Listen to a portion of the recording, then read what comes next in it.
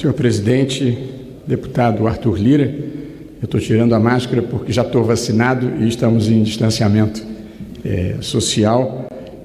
Eu tenho muita honra de estar aqui e de poder compartilhar com todos algumas reflexões sobre esses três temas já enunciados pelo presidente. Eu penso, presidente, que é a primeira vez que eu...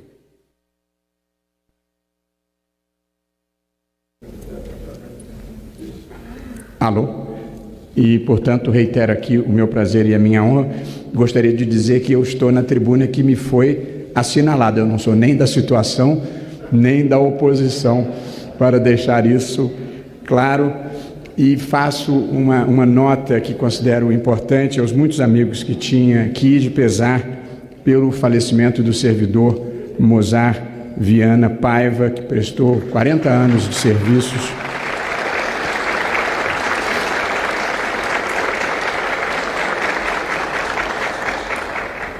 e me associo ao luto da família. Servidores públicos que anonimamente servem ao país são os que constroem a nacionalidade verdadeiramente e, portanto, acho que esse é um registro importante e gostaria de mandar uma mensagem de carinho e solidariedade para a família.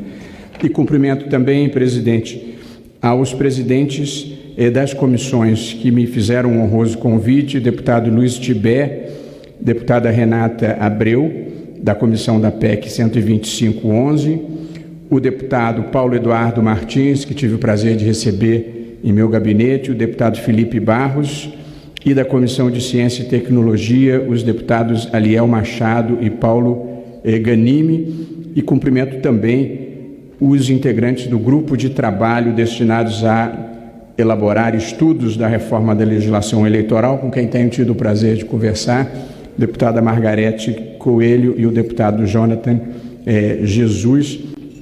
E saúdo a todos indistintamente com muito prazer.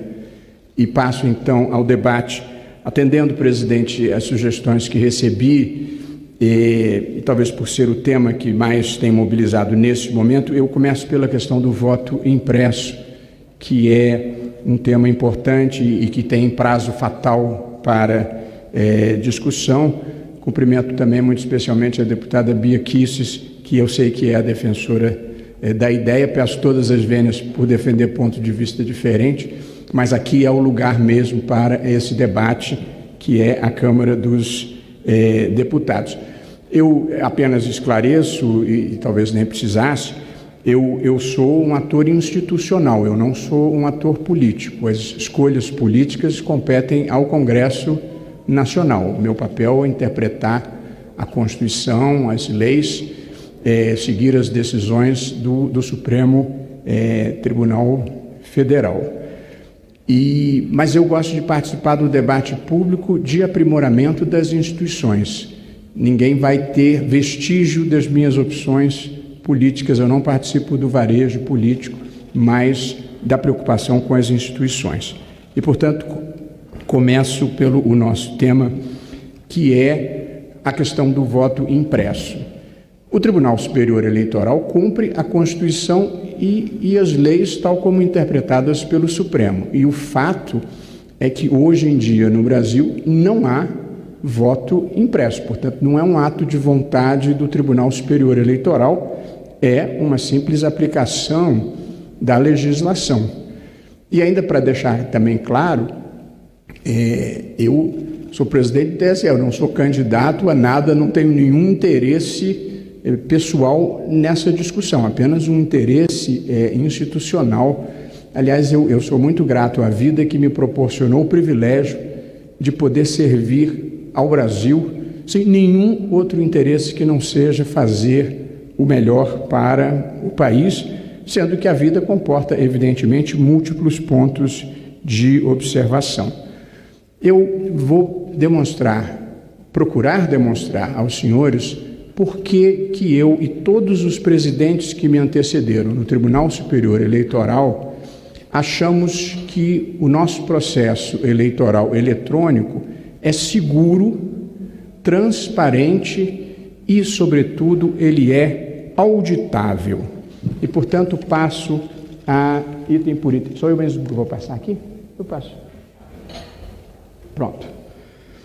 Em primeiro lugar, nós sustentamos que o sistema é seguro, ou seja, ele foi implantado em 1996 e nunca se documentou sequer um caso de fraude desde então. E provavelmente esse seja o melhor lugar para uma aferição empírica disso. Todos os senhores foram eleitos por esse sistema de controle eleitoral. Portanto, o que nós fizemos com o sistema eletrônico de votação foi derrotar o passado de fraudes que marcavam a história brasileira no tempo do voto de papel. Ainda no item segurança, e o segundo ponto importante, as urnas eletrônicas brasileiras, elas não ficam conectadas à rede e, portanto, elas não são passíveis de acesso remoto. Não tem como serem hackeadas. Esse é um ponto muito importante de se destacar, com um parênteses que também considero digno de destaque. Muitas vezes os senhores terão ouvido que houve ataques ao sistema do Tribunal Superior Eleitoral, como tem ataques à NASA, ao FBI, e ninguém está imune a ataques. Porém, ainda que consigam derrubar o sistema, o que nunca aconteceu, não há como comprometer o resultado das eleições, porque as urnas jamais estão integradas a esse sistema. Portanto, não há risco de hackeamento do resultado das urnas. O que as urnas eletrônicas fizeram? Elas eliminaram a intervenção humana no momento da votação e da apuração, porque essa intervenção humana sempre foi a principal causa de fraudes eleitorais no Brasil. Portanto, a posição do TSE no tocante ao item segurança é de que a introdução do voto impresso seria uma solução desnecessária para um problema que não existe, com um aumento relevante de riscos. Segundo tópico que nós procuramos demonstrar é, presidente, a transparência do sistema. Cada passo do processo eleitoral, do desenvolvimento do programa, à divulgação dos resultados, está sujeito à fiscalização de todos os partidos. Eu aqui gostaria de ler o dispositivo legal específico criado pelo Congresso a propósito desse tema específico. Diz, presidente, o artigo 66 da Lei das Eleições: os partidos e coligações poderão fiscalizar todas as fases do processo de votação e apuração das eleições e o processamento eletrônico da totalização dos resultados. Eu gostaria de pontuar isso. Desde o primeiro momento, quando nós começamos a desenvolver os programas, por lei, e porque o TSE gostaria que fosse assim, todos os partidos podem comparecer e acompanhar. A verdade é que, na prática, os partidos não comparecem, pela razão que confiam, e nós ficamos muito felizes que seja assim. Porém, a todo e qualquer momento, desde o início, que se dará agora no segundo semestre, com o teste público de segurança, os partidos podem comparecer pelos seus parlamentares ou indicando os seus técnicos para cada passo do desenvolvimento desse sistema. Esse também é um ponto que eu gostaria de destacar. E além dos partidos políticos, participam mesmo, das diferentes fases do processo, a Procuradoria-Geral da República, a Ordem dos Advogados do Brasil, a Polícia Federal.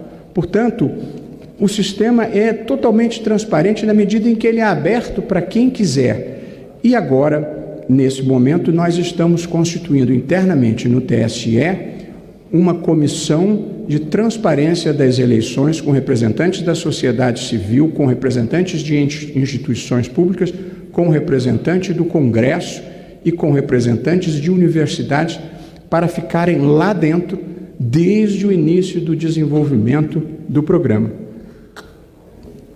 Portanto, não há nenhuma opacidade na maneira como o Tribunal Superior Eleitoral trabalha. Nós tivemos nas eleições passadas lá dentro, durante todo o tempo, um técnico em tecnologia das eleições da Organização dos Estados Americanos que fez um relatório dizendo que o sistema era totalmente confiável.